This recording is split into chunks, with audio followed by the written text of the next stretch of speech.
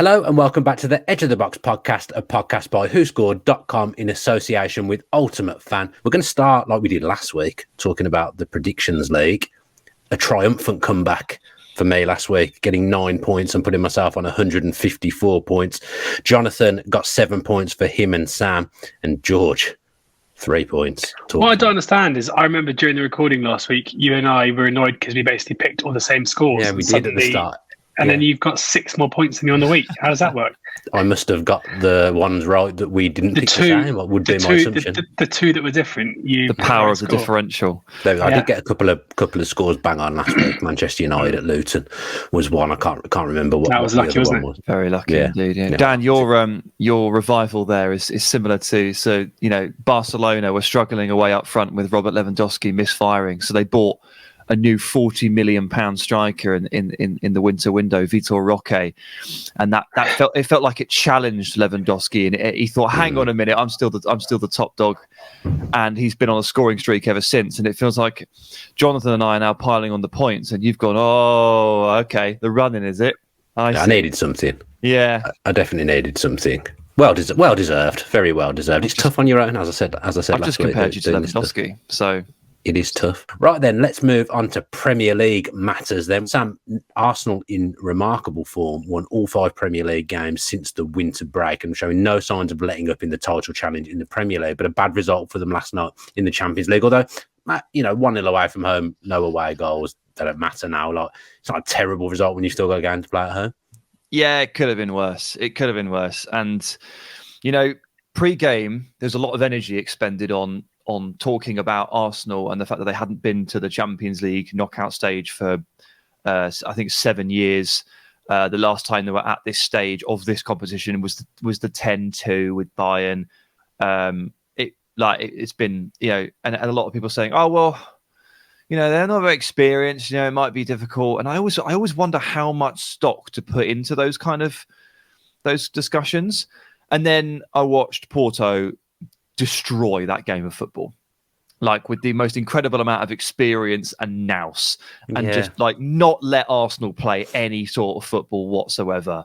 And he's going to be 41 next week, 41-year-old next week, Pepe, schooling everybody on how to just rip up a script and make things so difficult.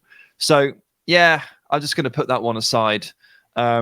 And focus more on the fact that Arsenal, in the Premier League, in more comfortable scenarios, and particularly at the Emirates, have felt quite unstoppable recently. Three games in the last 5 or 6 where they've put on 5 or 6 goals, battering Palace, battering Burnley, battering West Ham, and while Newcastle are obviously better than those teams, they've been a bit wobbly, been a bit up and down recently, and you do get the impression, don't you, that Arsenal were just going to go ahead and resume Premier League form here and just continue winning, because they are very, very good, no matter what happened at the Dragao. I've been to the Dragao, by the way. It's a very strange, intimidating atmosphere, and I can absolutely see why some of these very inexperienced players were like, "Oh wow, okay, interesting.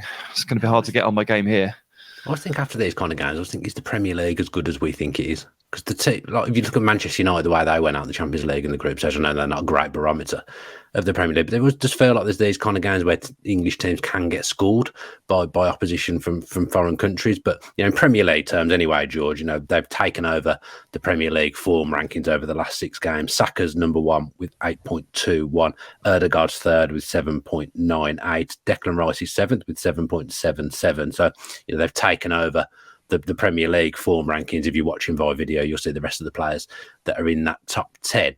Do you think it will have any form of psychological damage on them going into this game, or do you think Newcastle aren't brilliant themselves at the moment? This should be one that they can just win because they've kind of reset their mindset. I think it might have some psychological damage. I think it might have a physical impact as well. Like I always think, especially this stage of the season, playing midweek when the opposition has like quite a big tangible impact, especially late on in games. And Arsenal would have felt pretty invincible, I think, going into this game against Porto. And I think had they drawn the game 0-0, that wouldn't have mattered too much. But to concede really late on for a group of players who rightly would have thought going into that game against Porto that they're one of the favourites to win the Champions League, And that is uncharted territory for the likes of Bukayo Saka, for Declan Rice, for these guys who will feel like they finally arrived at the top table of European football.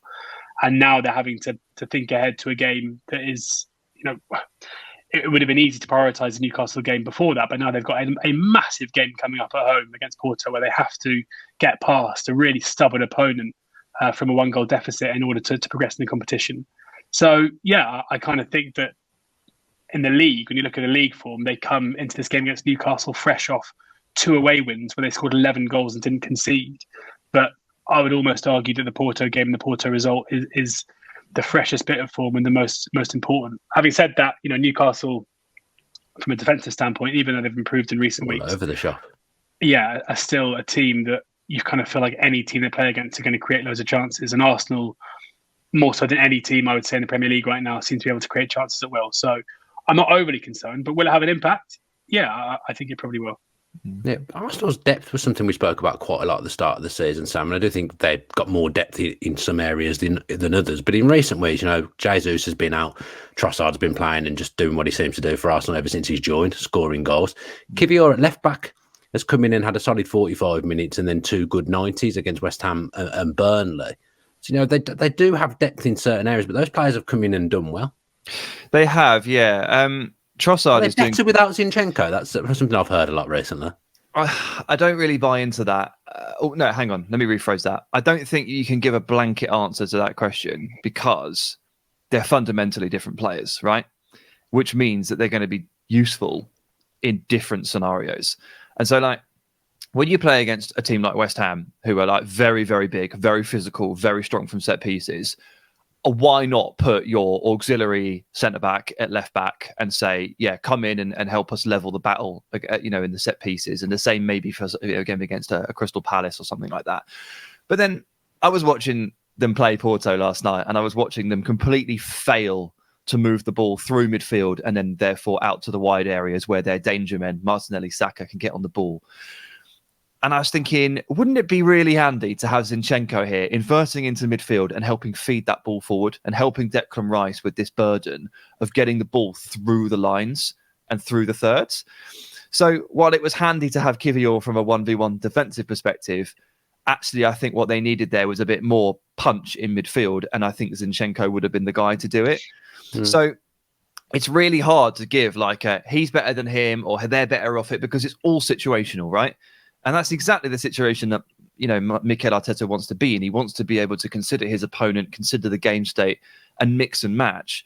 The problem is when one of them is injured about half the time, Zinchenko, you don't always get that luxury of pairing up the right tactical matchup. And this is something that they're also struggling with Tomiyasu, who seems to go away on international duty, half fit, and come back more broken than before. I don't know what's going on there. Maybe he shouldn't be allowed to go to Japan for a while, because he just gets worse and worse physically. But it's a good idea in theory to have these options, but it's not always coming through for them at the moment due to injuries. Well, Kivior essentially is 4th choice left back, isn't he? Because Zinchenko's the number 1 guy. Timber would have played some football there. He started the season there at left back, and Tomiyasu has also played football at left back. So Kivior is probably the 4th choice in that position at the moment, isn't he? Probably, yeah. I mean, I think he'd step in for Gabriel if Gabriel were to get injured as the left-sided centre back. So I think he's probably 2nd choice left centre back. But then they just, Tomiyasu can play left or right. Yeah, and Arteta uses his defenders in different ways there. So he's more than just a 4th choice left back. Yeah, no, agree. No, I just want to give him his a little bit more. He's 4th choice. Yeah, come on, don't attack me. No, no. There's some talking about attacking George and accurate through balls. Martin Odegaard has made more accurate through. That was a terrible segue. Whoa! Martin Odegaard has made more accurate through balls than any other player in Europe's top 5 leagues. That can't be right. 12 feels low. Now, when I'm reading it out, 12 feels low. Yeah, they're stingy on those. Opta are stingy on through balls. Well, he's the best at playing through balls anyway, George. And he is a fantastic player. Definitely one of my favourite players to watch in the Premier League. The way he manipulates the ball, he's so clever. Yeah, it is. And he's someone who I think is just such an essential profile to have for a team who dominate possession generally in advanced areas, because he's someone who, rather than being, his ball retention is very good, but he has the capability to break lines with his passing ability. He has the capability to carry the ball forward too. There are I'm by no means comparing them stylistically generally, but there are De Bruyne is passing from wide is a completely different quality at a different level to anything we see from Odegaard because he doesn't play there. But in terms of the actual roles that they play, in terms of them being so essential for their teams and being able to break down a low block, there are similarities in their importance to the two teams. And that's what Odegaard's so good at doing. And he's a goal threat. And he's someone who can play. He's versatile in terms of where he can play either on the right-hand side of a 3 or he can play as a 10. He's brilliant with his back to goal. He's a really clever player. He's industrious. The fact that he's their captain as well shows how important he is to the side. He is... I think a lot of other Arsenal players have been given credit for their rapid ascent within the Premier League in the last couple of years, but I don't think there are too many as important as Odegaard has been in that. The Edge of the Box podcast is sponsored by UltimateFan, the perfect blend of fantasy football and ultimate team, using packs to build the ultimate squad and trying to win some great prizes along the way. You do, of course, have to be 18 or over to take part in the game. There's more information in the description below, so if it sounds like something you'd be interested, check it out, and thanks to the guys for sponsoring the show. Bruno Guimaraes in the Newcastle midfield, Sam, hasn't posted a rating lower than 7.00 since New Year's Day, and he's got a few games without being booked as well, which is a minor miracle because he was on a run of getting a yellow card every single game. How elite is this player, and do you expect him to be at Newcastle next season? Oh, we're wading into the Newcastle financial debate. I heard something yesterday that if Dan Ashworth goes to Manchester United, Newcastle don't have to sell anyone because that helps them stay compliant. I have been wondering about this, but bear in mind, Dan Ashworth. No, let's leave that aside for a second. Yeah. Let's talk about Bruno. A bit of a Encanto pun halfway. Bruno is amazing. Honestly. Oh no! Well, it's no worse than your stuff. Bruno is definitely better than that. Bruno is an amazing player, and I'm sure that Eddie Howe is sticking those Who Scored ratings on the wall in the dressing room and showing everyone else in the squad that Bruno is yet to dip below 7.0, the magical threshold this year, despite getting yellow cards, which will surely work against his algorithm rating quite heavily. So that just shows you how good he's been. Look, I don't have much new to say about Bruno. I think he's absolutely amazing. I think he should play a little bit higher up in midfield and he would be even better. But even being tasked with a slightly more restricted role than he probably wants, he still runs the game. And when he drifts over to the right-hand side and combines with Trippier as the heartbeat of Newcastle's team, and when they're on it, you're not beating them, and you're not stopping them from creating chances. So nothing. I don't. Well, maybe you guys can correct me. I don't think I've seen too much that's changed in his role recently. I just think he's Bruno Guimaraes and he's really, really good. And then if he has to leave in the summer, it would only be because Newcastle were up against it PSR wise, FFP wise, and it would only be for an absolute monster fee because his release clause is apparently £100 million, and his biggest suitor is apparently PSG. As I say, is it PSG the only ones? I don't feel like Real Madrid would go and pay 100 million for him. Barca haven't got 100 million. I don't think a Premier League team would do it. I don't think Premier League teams can afford to do that right now. Although I think there would be worse ways to spend 100 million for sure. Real Madrid are going to have to pay Kylian Mbappe more than that for a signing on bonus, so they're not going to have that. And besides, they've got Camavinga and Tchouaméni and Fede Valverde. All the best young midfielders in the world. They'll be fine. But PSG is interesting because the way Bruno controls the tempo and how technically and tactically smart he is. He does look like a Luis Enrique midfielder to me. He really Played does in look France like previously as well. He does look like a guy who could really excel under that manager. So that would worry me. But surely it is a case of only if we absolutely have to. Do you not think, George, this is a fantasy world I'm living in here, but people do always say Arsenal will be looking at a central midfielder in the summer.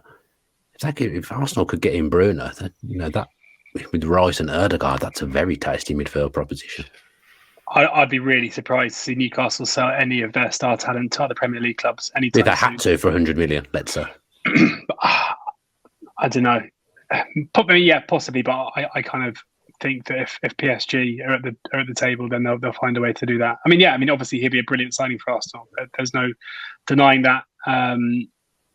Arsenal probably do need another one in there. Thomas Partey clearly not going to be, or seemingly not going to be part of Arsenal's side for the foreseeable. Jorginho does incredibly well when he does play, but you'd probably be looking for a long-term upgrade on that. And we've seen Rice shifted out to the left-hand side of the three quite often this season, which is, I don't think is where he should be playing. It's not where he's best, but it is possible. So, and Bruno, again, you've got a player who can play a range of positions within that midfield 3-2 as the deepest midfielder, as a more advanced 8. Just a magnificent player. So, yeah, playing kind of Football Manager, it's a good signing. But I'd be there, 100% be there in Football Manager, wouldn't it? I think Newcastle will be doing whatever they can to ensure that players that when they do, if they are going to lose players, they're not going to clubs that they see themselves competing with for honours at the top end of the Premier League. Well, as luck would have it, actually, the WhoScored combined 11 between these two teams is that midfield: Guimaraes, Rice, and Odegaard. The front three: Saka, Trossard, and Anthony Gordon. I almost don't want to do the back line and the goalkeeper because I'm just not sure that it's going to go down very well at all. The goalkeeper is Dubravka, Trippier right back, which is fine. Gabriel and Cher at centre half, WhoScored putting them the wrong way round, in my opinion, as well with Gabriel. I've got the wrong centre backs. Yeah, I can't have that. And then left back, despite the fact he's had a torrid time recently, according to my eyes, is Dan Burn. What I will say here, it's obviously if you're going to create a back line, Saliba is going to be in it.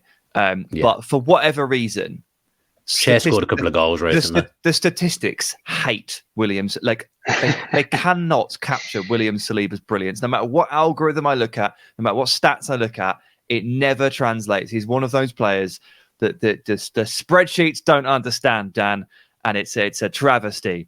But I just want to make that clear that Saliba should be in this team. No, someone who's not in Newcastle's team at the moment, Sam, is Joelinton. He feels like a huge miss, actually, defensively. And I do think them suddenly shipping goals, it's not a coincidence that all action Joelinton is not there. Yeah, I think Dan Burn looking an awful lot more like he does in our mind's eye. You know, when you sort of draw up the key battles in your head and you're like, Dan Burn, he's going to get rinsed. Yeah, the winger's going to get at him. For like 18 months, it didn't happen, but it's starting to happen. And I think it started with Ogbene, and he hasn't really recovered ever since. And I'm pretty sure there's a knock-on effect from the absence of Joelinton at play here. I really do think that that's the case. Because if you're not pressing as effectively and as aggressively, then you're not protecting your back line as effectively, right? And Dan Burn is a slow part of the back line. And the pressing works for multiple reasons. It's not just about high turnovers. It's about making sure that those defenders aren't caught in difficult situations and protecting them too. So the fact that they've lost this workhorse physical force in midfield here, on the left side, the left 8, just ahead of the left back, it's not a coincidence for me. And it's a real shame for them that Joelinton is bursting into form and looking so good, and then bang, gone. But it's been the story of their season, actually, really, hasn't it, for Newcastle? Yeah, he has been a big miss, hasn't he, George? I know they've got other players missing as well, but he does feel like that biggest miss. Yeah, he does. A crazy thing that you would have thought you'd be saying a couple of seasons ago. But yeah, I mean, it just felt like for Newcastle, their inability to get into some kind of a rhythm or a groove has really cost them this season with the constant injuries. I know I said earlier that I find it frustrating when managers consistently point to injuries as being reasons for individual poor performances, but with Newcastle, there's undoubtedly been a consistent churn of key players missing on almost a cycle. So, they missed him massively. But I do think there are kind of more systematic issues at Newcastle at the moment, where their good form last season, at the beginning of this season, was just based on a really strong defensive unit, and their underlying numbers, the XG numbers defensively were so strong. Like last season, that their XG ratio had them third in the league. Like when you compare that to an Aston Villa, for example, who are fairly consistently overperforming their underlying numbers, which I think is in itself, like when you are a team like a Newcastle or a Villa and you're having to bridge a massive gap towards the likes of Liverpool, Arsenal and Manchester United, it's not that surprising that you probably have to have a bit of a clinical edge or a slice of luck in order to do so. But with Newcastle last season, it wasn't the case. Whereas now, the underlying numbers are poor and they are conceding loads of chances, as we mentioned. And I kind of think that it's easy for us to sit here and be like, oh, well, Bruno was out for a while, Joelinton's out now, they've had so many injury issues. But I think there are probably issues that run a little bit deeper than that in terms of the way that they're setting up. Or possibly just the way that the teams are approaching playing them with 18 months worth of kind of data to go on over Eddie Howe's Newcastle, that they're starting to be found out a little bit. Yeah, teams do have to remain fluid and just make these subtle little changes to stop that kind of thing from happening. And maybe that's something that Newcastle and Eddie Howe haven't done. I do think there's something in that. But let's get the score predictions anyway for this one. George, what have you gone for? 2-0 Arsenal. 2-0 to Arsenal. Sam?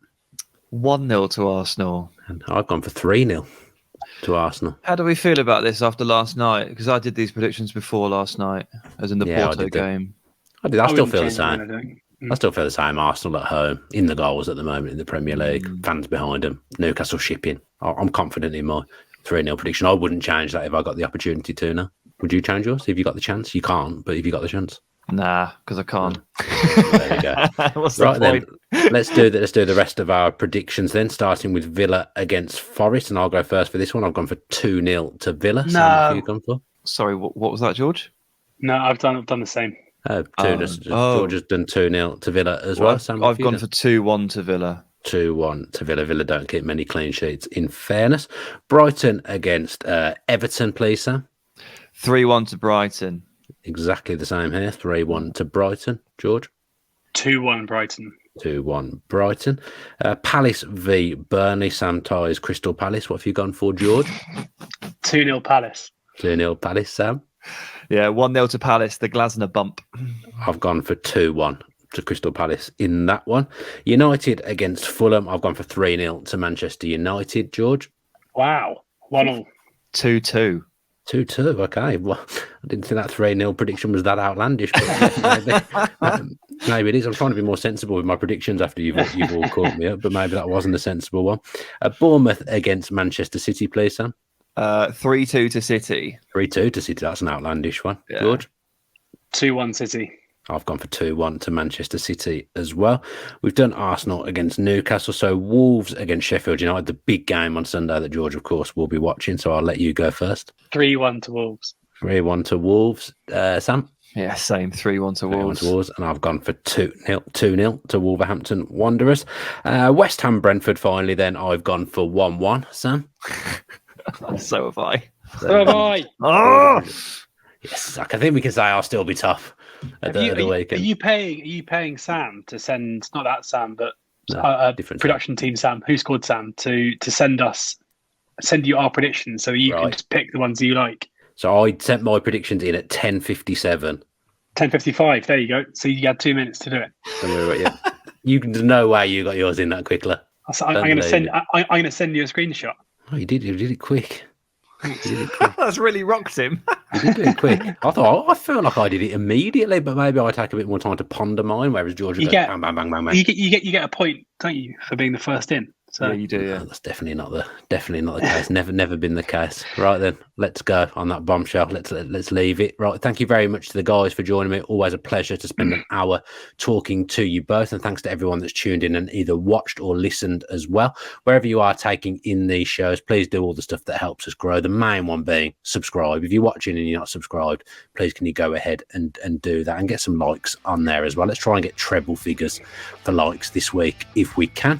We'll be back next week, as we always are, to preview the Premier League action once more. A bit of rotation on the panel as well, as there always is. I presume Joelinton will be in for Sam next week. So watch out for that show. But if you are subscribed, you'll know exactly when that show's out. Enjoy all the football at the weekend, including the cup final as well. And do go back and check the cup final video out that we did previewing that if you haven't done so already. Have a great weekend.